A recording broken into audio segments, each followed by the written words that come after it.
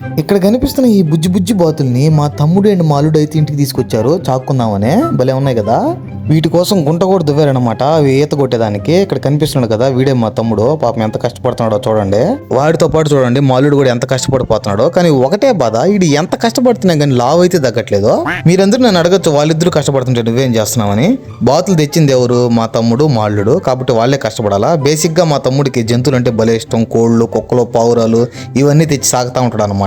Final గా గుంట అయితే రెడీ అయిపోయింది. చూస్తున్నారు కదా. ఈ గుంట స్విమ్మింగ్ పూల్ లా కనిపించే దానికోసం బ్లూ పట్టు అయితే తీసుకొచ్చి కప్పుతున్నారనమాట. అంటే బాతులు స్విమ్మింగ్ పూల్ అనుకోవాలని.